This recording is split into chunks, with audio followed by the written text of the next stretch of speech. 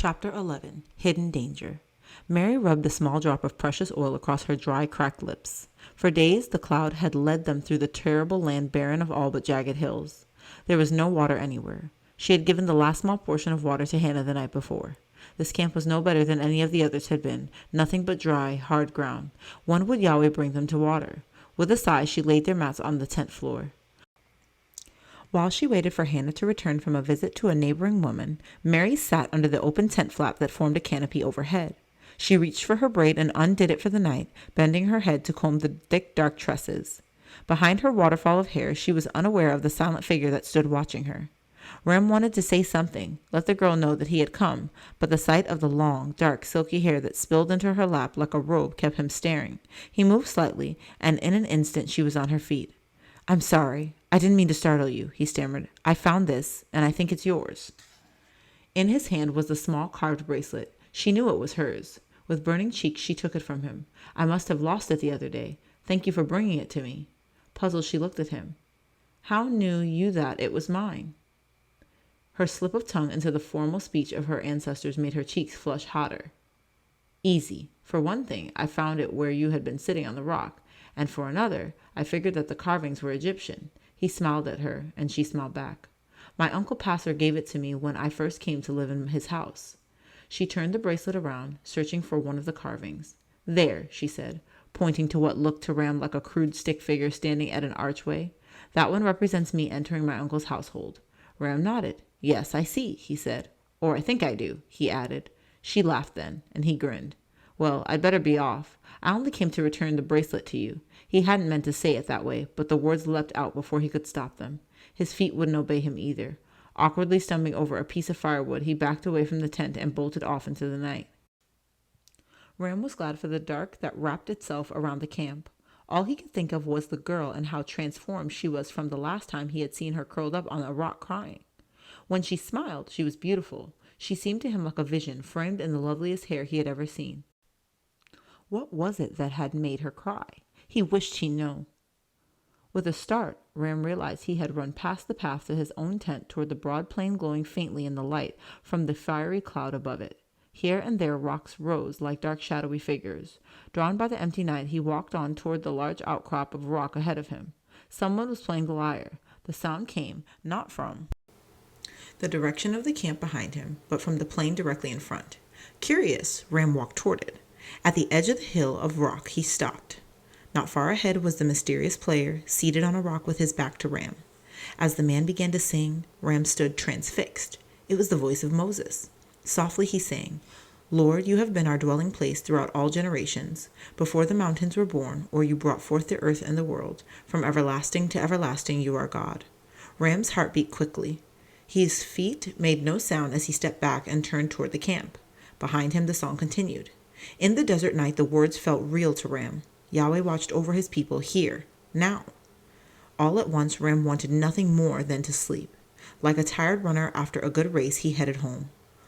Most of the tents were dark, their owners asleep. With a frown he looked toward his Uncle Shobal's tent, where a freshened fire blazed. In its light sat a group of at least a dozen men. What were they up to this time?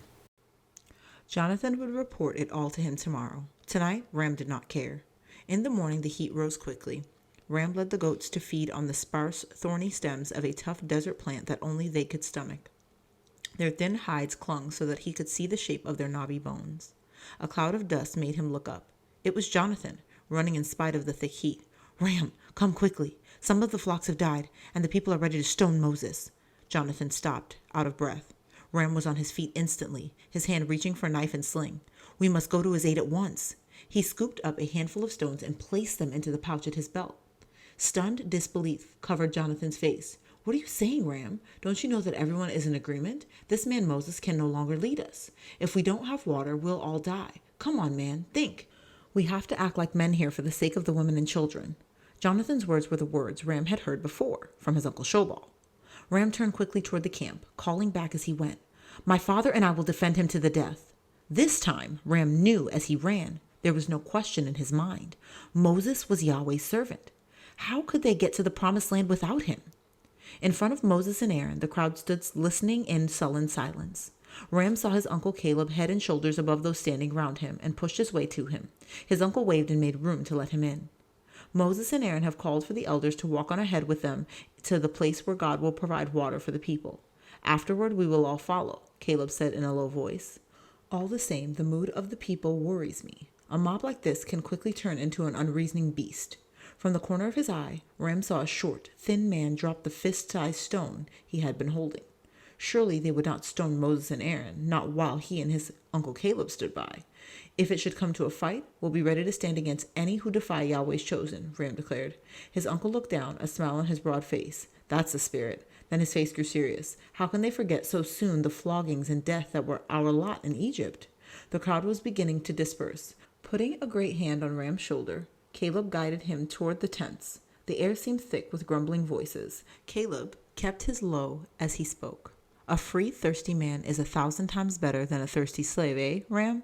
We have not lost anyone yet to thirst or hunger. These bellyachers make me sick. Ram nodded, glad for his uncle's heavy paw-like hand on his shoulder.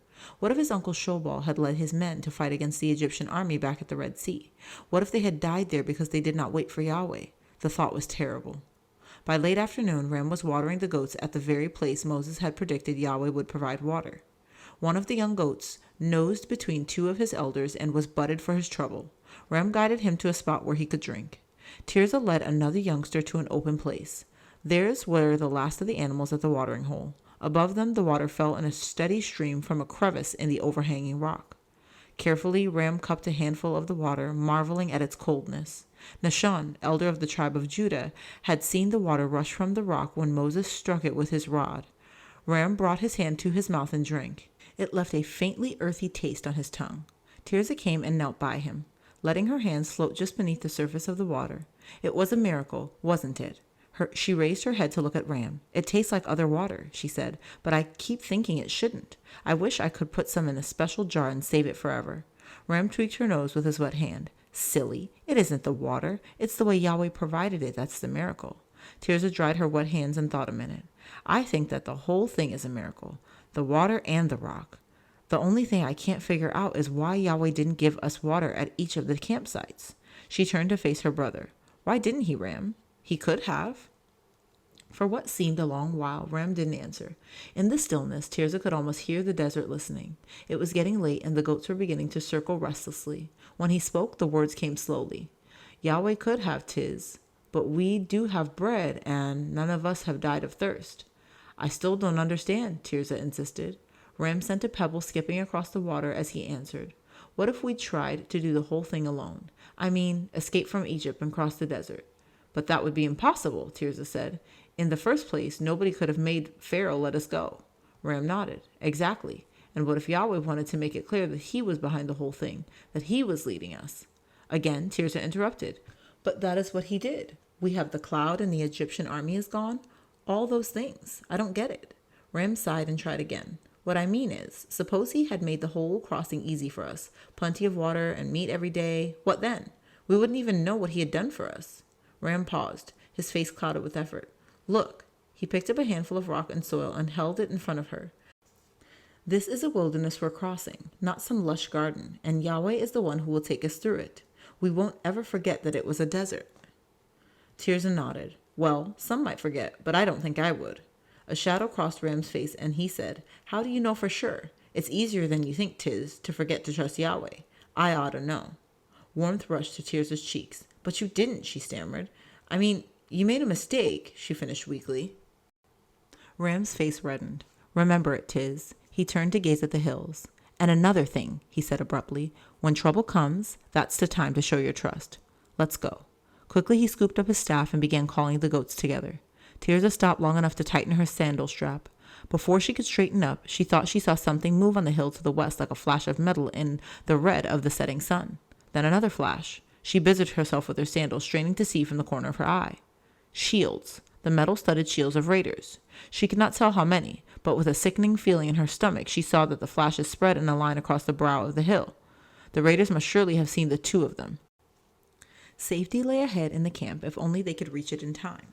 Forcing herself not to look back, she walked swiftly after Ram. She must not call out or give any sign that she had seen them. As she caught up with him, Ram spoke sharply. Don't point or look back, he said. We're being watched by Bedouin. Then you saw them too. What can we do, Ram? Ram's voice was stern. Walk on as if you hadn't seen anything. Just don't look back. Keep walking. It's our only chance to get back to the camp. With all her strength, Tirzah forced herself to look straight ahead. Her legs were wooden, but she made them move to keep pace with Ram. As if we were out for an ordinary walk with the goats, Ram prodded them, calling to one goat, then another, to keep in line. Once he laughed a loud, long laugh and nodded his head to her while saying between his teeth, Keep walking. Keep walking. Tirzah wished he would be still. How else could they hear if anyone was coming behind them? If only they hadn't stayed so long at the water. They were still out of sight of the camp in this hilly, rocky place. Was Yahweh watching? She strained her eyes for the cloud.